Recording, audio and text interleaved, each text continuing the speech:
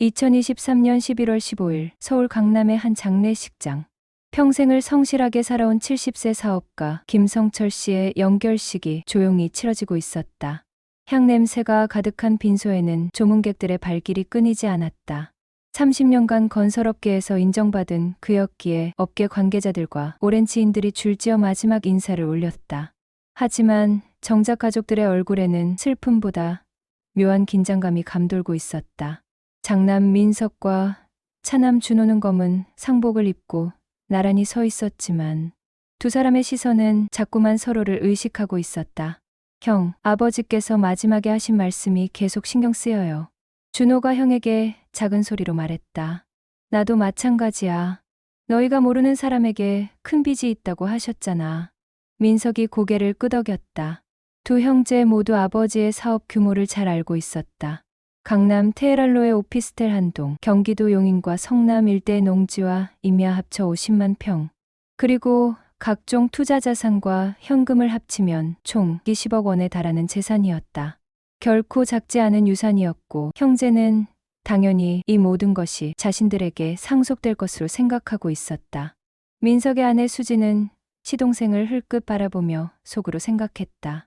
설마 시아버님이 둘째 아들에게만 재산을 물려주시겠어? 한편 준호의 아내 미경은 시어머니가 일찍 돌아가신 후 10년 가까이 시아버지를 모신 시누이를 생각하며 마음을 졸이고 있었다. 사실 형제들의 불안감에는 이유가 있었다. 아버지 김성철은 지난달 췌장암 판정을 받고 급속히 악화되었는데 마지막 일주일은 정신이 맑을 때와 흐릴 때가 반복되었다. 그런데 정신이 맑을 때마다 아버지는 이상한 말들을 자주 했다. 미영아, 미영아. 은희는 찾았니? 돌아가신 어머니의 이름을 부르며 은희라는 알 수 없는 이름을 중얼거리곤 했다. 아버지, 은희가 누구예요? 민석이 물어봐도 아버지는 너희가 다 컸으니까 이제 알아도 되겠구나라며 애매한 대답만 했다. 그리고 임종 3일 전 아버지는 준호만을 홀로 불러 세웠다. 민석이 화장실에 간 사이였다. 준호야, 내가 죽으면 성남에 있는 실버타운 요양원에 김은이라는 분을 찾아가라. 산소 마스크를 벗고 힘겹게 말하는 아버지의 목소리는 가늘고 떨렸다. 아버지, 그분이 누구세요? 너희 어머니의 여동생이다. 아버지의 눈에 눈물이 맺혔다. 40년 전 우리 가족이 헤어지게 되었는데 내가 찾지 못했다. 어머니의 여동생이요? 그런 분이 계셨다고요? 준호는 깜짝 놀랐다. 평생 어머니에게 형제자매가 있다는 말을 들어본 적이 없었기 때문이다. 어머니 이미영은 준호가 20대 때 유방암으로 세상을 떠났는데 장례식 때도 친정 쪽 가족은 아무도 오지 않았다. 아버지는 어머니가 어릴 때 부모님을 잃고 혼자 자랐다고만 설명했었다. 너희 어머니가 돌아가시기 전에 가장 보고 싶어 했던 사람이다. 아버지가 준호의 손을 꽉 잡았다. 내가 못다 한 일을 너희가 대신해 달라. 아버지, 무슨 일이요? 하지만 그때 민석이 돌아왔고 아버지는 더 이상 말하지 않았다. 그리고 이틀 후 아버지는 조용히 눈을 감았다. 연결식이 끝나고 가족들과 가까운 지인들이 장례식장 별실로 모였다. 아버지의 30년 지기이자 법무법인 한강의 대표 변호사인 박정수 변호사가 검은 서류 가방을 들고 앞으로 나왔다. 평소 온화한 성격으로 유명한 그였지만 오늘만큼은 얼굴에 묘한 긴장감이 감돌고 있었다. 여러분, 고인의 유언장을 공개하겠습니다. 박 변호사의 목소리는 평소와 달리 떨리고 있었다. 이 유언장은 지난달 10일에 공증을 받은 것으로 법적 효력에 아무 문제가 없습니다. 고인께서 직접 작성하시고 제가 참관한 상태에서 공증인의 확인을 받았습니다. 순간 별실 안의 모든 사람들이 숨을 죽였다. 민석과 준호는 물론 며느리들과 손자 손녀들 그리고 몇몇 가까운 친척들까지 모두 변호사에게 시선을 집중했다. 박 변호사가 봉투에서 두꺼운 서류를 꺼냈다. 고인 김성철 씨의 전 재산 목록입니다. 강남 테헤랄로 오피스텔 한 동, 시가 45억 원. 경기도 용인시 처인구 농지 30만 평, 시가 60억 원. 성남시 분당구 임야 20만 평, 시가 25억 원. 그리고 각종 주식 및 채권, 현금을 합쳐 총 150억 원입니다. 가족들 사이에서 작은 탄성이 나왔다. 예상보다 더 많은 액수였다. 이 모든 재산을. 박 변호사가 잠시 말을 멈추었다. 한 사람에게 전액 상속합니다. 역시 장남인 민석이에게. 준호가 속으로 생각했던 순간이었다. 김은희 씨에게 전액 상속합니다. 별실 안이 순식간에 얼어붙었다. 김은희, 그게 누구란 말인가? 민석이 벌떡 일어섰다. 변호사님, 이게 무슨 말씀입니까? 김은희가 누구죠? 저희 가족 중에 그런 사람은 없는데요. 저도 처음 들어보는 이름입니다. 준호도 황급히 말했다. 하지만 그의 머릿속에는 아버지가 마지막에 했던 말이 맴돌고 있었다. 민석의 아내 수진이 얼굴을 붉혔다. 변호사님, 유언장에 오류가 있는 것 아닙니까? 시아버님께서 정신이 온전하지 않으셨을 때 작성하신 것 아닌가요? 박 변호사는 고개를 저었다. 유언장 작성 당시 고인의 정신 상태는 완전히 정상이었습니다. 공증인과 저, 그리고 간호사 2명이 모두 확인했습니다. 김은희 씨는 현재 69세로 성남시에 있는 실버타운 요양원에 거주하고 계십니다. 요양원이요? 민석의 목소리가 높아졌다. 아버지가 왜 모르는 할머니에게 전 재산을 물려주셨다는 겁니까? 이게 말이 됩니까? 박 변호사가 또 다른 봉투에서 편지를 꺼냈다. 고인께서 남기신 편지가 있습니다. 변호사가 편지를 펼쳐 읽기 시작했다. 김은희는 내 생명의 은인이자 우리 가족의 은인이다. 그녀 없었다면 나는 이 세상에 존재하지 않았을 것이고 따라서 민석과 준호도 태어나지 않았을 것이다.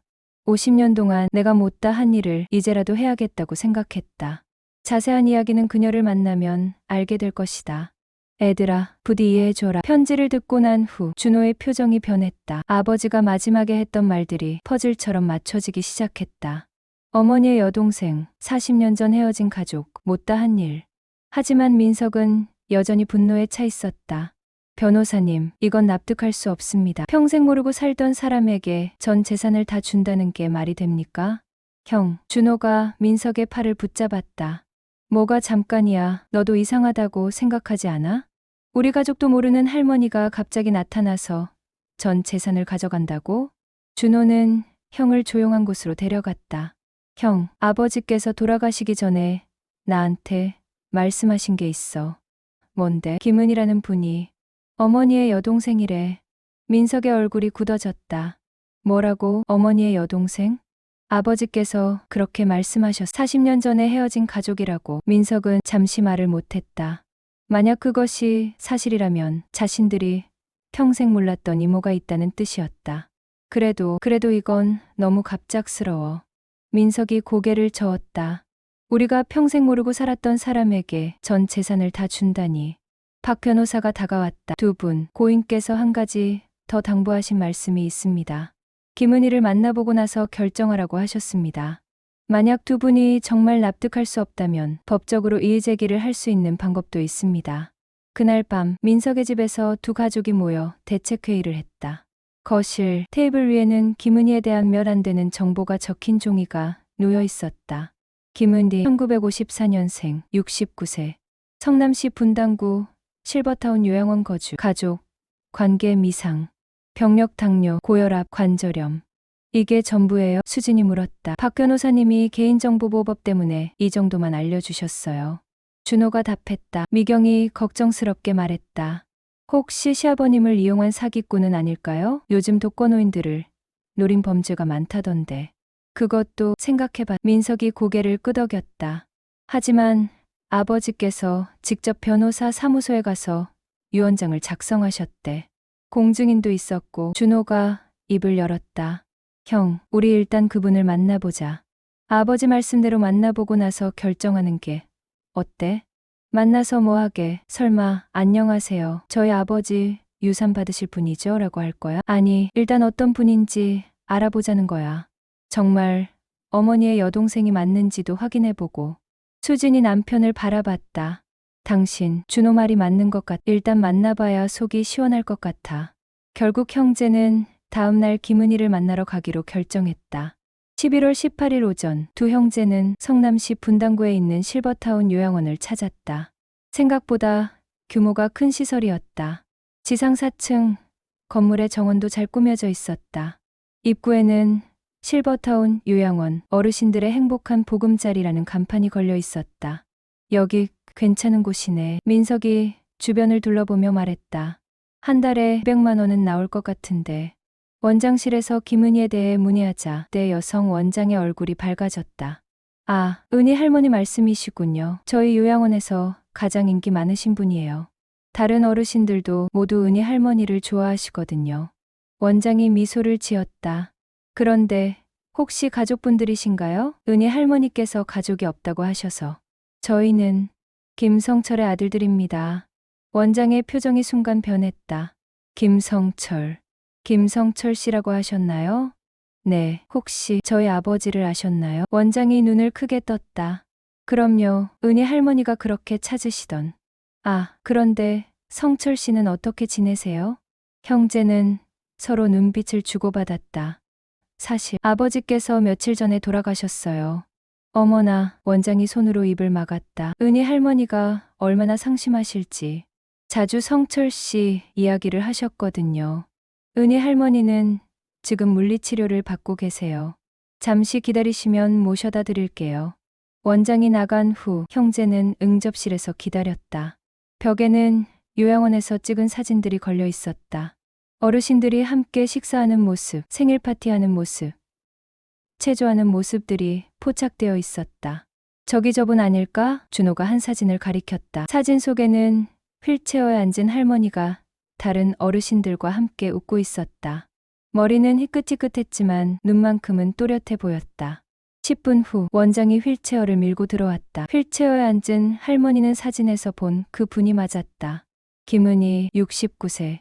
키는 작았지만 자세는 꼿꼿했다. 그녀의 손에는 낡은 흑백 사진 한 장이 들려 있었다. 혹시 성철이의 아들들이니? 할머니의 목소리가 떨렸다. 그녀는 두 형제의 얼굴을 번갈아 바라보며 눈물을 글썽였다. 네, 저희가 김성철의 아들 민석과 준호입니다. 할머니의 눈에 눈물이 고였다. 아이고, 얼마나 닮았니? 특히 준호는 어릴 때 성철이와 꼭 빼닮았구나. 할머니가 준호의 얼굴을 자세히 들여다봤다. 그리고 민석은 미영이 닮았어. 미영이요? 민석이 물었다. 너희 어머니 이름이지. 이미영. 형제는 깜짝 놀랐다. 어머니의 본명을 아는 사람이었다. 평소 아버지도 어머니를 여보 또는 엄마라고만 불렀기 때문에 형제들조차 어머니의 본명을 잘 사용하지 않았었다. 할머니는 자신이 들고 있던 사진을 두 형제에게 보여주었다. 1970년대로 보이는 흑백 사진에는 20대 초반의 젊은 남녀가 함께 서 있었다. 남자는 확실히 젊은 시절의 아버지였다. 그 옆에 서 있는 여자가 바로 지금의 은희 할머니였다. 이 사진은 1975년에 찍은 거야. 너희 아버지가 나를 구해준 지 1년이 지났을 때였지. 구해주셨다고요? 할머니가 창밖을 바라보며 이야기를 시작했다. 그녀의 목소리는 50년 전 그날로 돌아간 듯 생생했다. 그때 나는 20살이었어. 경상도 안동의 작은 마을에서 살고 있었는데 1974년 가을 어느 날 밤에 큰 불이 났단다. 할머니의 손이 살짝 떨렸다. 전깃줄에 문제가 생겨서 순식간에 온 마을이 불바다가 되었지. 그 화재 기억나요? 민석이 고개를 끄덕였다. 아버지께서 가끔 말씀하셨거든요. 대학생 때 봉사활동 갔다가 화재를 당했다고. 성철이는 그때 서울대학교 건축학과 3학년이었어. 농촌 봉사활동차 우리 마을에 와 있었지. 할머니의 눈에 그리움이 어렸다. 나는 그때 병든 할머니를 모시고 있었는데 할머니를 두고 혼자 도망갈 수가 없었어. 할머니가 계속해서 이야기했다. 연기 때문에 정신을 잃을 뻔했는데 갑자기 누군가 할머니와 나를 번갈아 가며 업고 뛰기 시작했어. 그 사람이 바로 너의 아버지였단다. 20살 청년이 70살 할머니와 20살 처녀를 번갈아 업고 1km를 뛰었어. 민석과 준호는 말없이 할머니의 이야기에 집중했다. 그런데 그 과정에서 성철 씨도 크게 다쳤어. 무너지는 기둥에 맞아서 등에 큰 화상을 입었지. 나도 다리와 팔에 화상을 입었고 할머니가 자신의 팔을 걷어 올렸다. 희미하지만 화상 흉터가 여전히 남아 있었다. 할머니는 그 사고로 돌아가셨고 나는 6개월 동안 병원에 입원해 있었어. 그런데 성철 씨가 매일같이 찾아왔단다. 자기도 다쳤는데 말이야. 그리고 3년 뒤에 또 한 번 구해주셨지. 할머니의 이야기는 계속되었다. 화재로 할머니를 잃고 집도 잃고 나서 나는 서울로 올라왔어. 성철 씨가 소개해준 방직 공장에서 일했는데 1977년 어느 날 기계 사고가 났단다. 할머니가 왼손을 보여주었다. 검지와 중지가 첫마디부터 없었다. 직조기에 손가락이 끼어서 크게 다쳤지. 그때도 성철 씨가 어떻게 알았는지 병원으로 달려왔어. 아버지가 어떻게 알았을까요? 준호가 물었다. 성철 씨는 그때부터 나를 챙기고 있었어. 일주일에 한 번씩은 공장에 들러서 내가 잘 지내는지 확인하곤 했거든. 할머니의 얼굴에 애틋한 미소가 번졌다. 그때 성철 씨가 병원에서 내게 말했어. 은희야, 이제 혼자 살지 말고 우리 가족이 되자고. 가족이 되자고요? 민석이 놀라서 물었다. 그때 나는 성철 씨를 좋아하고 있었어. 그런데 성철이는 이미 다른 사람과 약혼한 상태였단다. 할머니의 목소리가 작아졌다. 바로 너희 어머니 미영 언니와 말이야. 방 안이 조용해졌다. 민석과 준호는 할머니의 말을 믿을 수 없었다. 어머니와 약혼하셨다면 할머니는 어머니를 아셨다는 말씀이신가요? 할머니가 고개를 끄덕였다. 미영 언니는 내 친언니였어. 네, 두 형제가 동시에 놀랐다. 그래, 미영 언니는 나보다 3살 위였지. 우리는 부모님을 일찍 여의고 안동의 할머니 손에 자랐. 미영 언니가 먼저 서울로 올라와서 이화여대에서 국문학을 공부했지. 할머니가 서랍에서 또 다른 사진을 꺼냈다. 3명이 함께 찍은 사진이었다. 젊은 아버지와 어머니, 그리고 은희 할머니가 함께 웃고 있었다. 이 사진은 1976년 봄에 찍은 거야. 한강공원에서 셋이 함께 소풍을 갔을 때였지. 사진 속의 3사람은 정말 행복해 보였다. 아버지는 두 자매 사이에 서서 양쪽 어깨에 손을 올리고 있었고, 자매는 서로를 바라보며 밝게 웃고 있었다. 우리는 1년 정도 셋이 함께 지냈어. 성철 씨와 미영 언니가 결혼을 준비하는 동안 나도 서울에서 새 생활을 시작했지. 성철 씨가 작은 방을 구해줘서 미영 언니와 함께 살았거든. 그럼 정말 가족이셨네요. 준호가 감탄했다. 그런데 할머니의 표정이 어두워졌다. 어느 날 미영 언니가 나를 불러서 말하더라고. 은희야, 너도 성철 씨를 좋아하고 말이야. 할머니가 깊은 한숨을 쉬었다. 나는 깜짝 놀랐. 언니가 눈치챈 거였거든. 아무리 숨기려고 해도 언니는 다 알고 있었던 거야. 할머니의 눈에 눈물이 맺혔다. 그날 밤 미영 언니가 내게 말했어. 은희야, 나는 상관없어. 성철 씨가 누구를 선택하든 받아들일 거야. 하지만 너는 어떻게 하고 싶니? 라고. 어머니가 그런 말씀을 하셨다고요? 민석이 놀랐다. 미영 언니는 원래 그런 사람이었어. 남을 먼저 생각하는. 그런데 나는 그 말을 듣고 더 괴로워졌지. 언니의 행복을 망치고 싶지 않았거든. 그래서 어떻게 하셨어요? 준호가 조심스럽게 물었다. 나는 그 길로 집을 나왔어. 할머니의 목소리가 떨렸다. 아무 말도 하지 않고 그냥 사라졌지. 편지 하나만 남기고 말이야. 편지요? 할머니가 또 다른 서랍을 열고 낡은 편지지를 꺼냈다. 노랗게 바랜 편지지에는 정성스러운 글씨로 편지가 적혀 있었다. 이게 그때 내가 남긴 편지야. 사본을 가지고 있었어. 민석이 편지를 받아서 읽었다. 언니, 성철 오빠, 미안해요. 나는 언니들의 행복을 지켜보고 싶어요. 오빠가 나를 구해준 것처럼 이제는 내가 언니의 행복을 구하고 싶어요. 제발 나를 찾지 말아요. 나는 잘 살 거예요.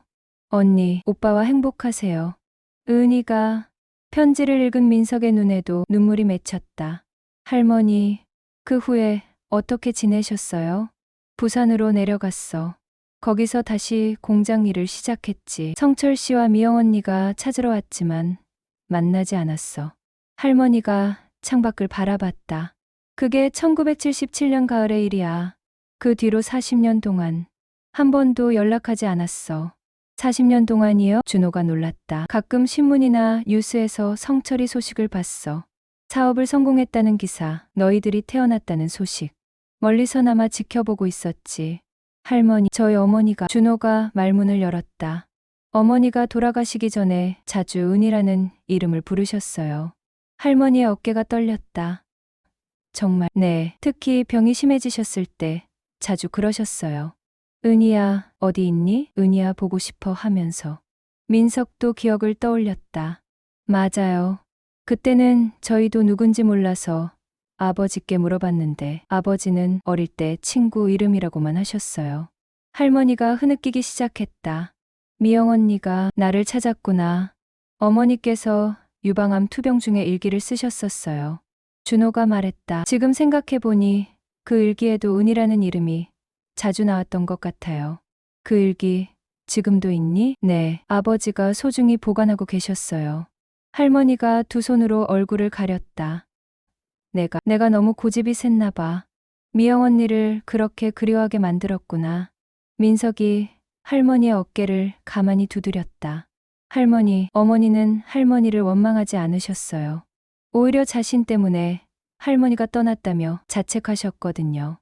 사실 성철 씨도 나를 찾으려고 했어. 할머니가 눈물을 닦으며 말했다. 아버지가요? 10년 전쯤에 이 요양원까지 찾아왔었어. 미영 언니가 돌아가신 직후였지. 형제들이 놀라서 서로를 바라봤다. 아버지가 여기까지 오셨다고요? 그래. 원장실에서 면회 신청을 했는데 나는 만나지 않았어. 할머니가 고개를 떨어뜨렸다. 너무 오랜 시간이 흘렀고 이미 늦었다고 생각했거든. 할머니가 침대 밑에서 상자 하나를 꺼냈다. 상자 안에는 편지와 사진들 그리고 신문 스크랩들이 가득 들어 있었다. 그때 성철 씨가 두고 간 편지야. 준호가 편지를 받아서 펼쳤다. 아버지의 익숙한 손글씨였다. 은희야. 미영이가 떠나고 나서야 깨달았다. 내가 평생 너에게 빚지고 살았다는 걸. 너 때문에 미영이와 만났고 너 때문에 우리 가족이 존재할 수 있었다. 미영이는 죽기 전까지 너를 그리워했다. 은희를 만나지 못한 게 내 인생 최대의 후회라고 했다. 내가 만든 모든 재산은 사실 너와 미영의 몫이다. 늦었지만 이제라도 우리 가족이 되어달라. 민석이와 준호도 이제 다 컸다. 내가 우리 가족의 할머니가 되어달라. 성철이가 편지를 읽은 두 형제의 눈에도 눈물이 고였다. 할머니, 그럼 아버지가 유산을 물려주신 이유를. 민석이 말했다. 그래, 성철이는 40년 동안 나를 찾고 있었어. 미영 언니가 죽은 후에는 더 간절했겠지. 할머니가 상자에서 사진첩을 꺼냈다. 이것들 좀 봐. 사진첩에는 신문에서 오려낸 아버지의 기사들이 가득했다. 사업 성공 기사, 사회공헌 기사, 그리고 민석과 준호의 결혼 기사까지. 할머니가 이 모든 걸 모으셨다고요? 준호가 놀랐다. 40년 동안 성철이 가족의 소식을 이렇게 모아왔어. 너희가 태어났을 때, 학교에 입학했을 때, 결혼했을 때 모든 걸 신문으로 봤지. 한 페이지를 넘기자 준호의 결혼식 사진이 나왔다. 신문 사회면에 작게 실린 기사였다. 이 사진도 있으시네요. 준호가 감격했다. 너희 아버지가 건설업계 유명 인사였으니까 가끔 신문에 나오곤 했어. 나는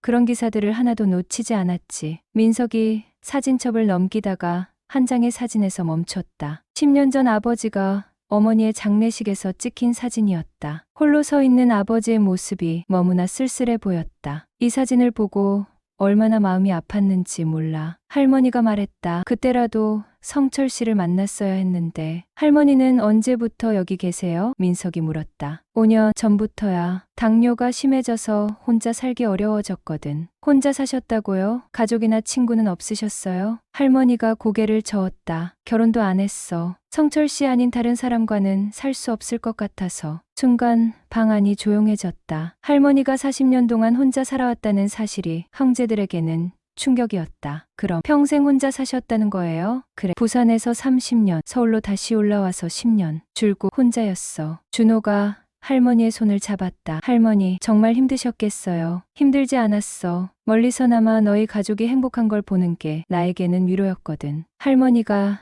창밖을 바라봤다. 여기 요양원도 나쁘지 않아. 다른 어르신들도 친절하시고 직원들도 잘해줘. 하지만 가끔 밤에 잠들기 전에 생각해. 만약 그때 성철 씨를 만났다면 어땠을까? 하고 말이야. 민석이 할머니 앞에 무릎을 꿇었다. 할머니, 죄송해요. 왜 갑자기 저희가 할머니에 대해 아무것도 모르면서 섣불리 판단했어요. 아버지 유산을 노리는 사기꾼일 수도 있다고 생각했어요. 할머니가 민석의 머리를 쓰다듬었다. 당연한 일이야. 너희 입장에서는 그럴 수밖에. 준호도 할머니 곁에 앉았다. 할머니, 저희와 함께 사시면 안 될까요? 뭐라고? 아버지의 뜻이기도 하고 저희 마음이기도 해요. 진짜 가족이 되고 싶어요. 할머니의 눈에 눈물이 쏟아졌다. 너희가 정말 그런 마음이니? 민석이 고개를 끄덕였다. 네, 저희에게는 아버지가 남겨주신 가장 소중한 선물이에요. 재산은 상관없어요. 준호가 덧붙였다. 할머니가 우리와 함께 해주시는 것만으로도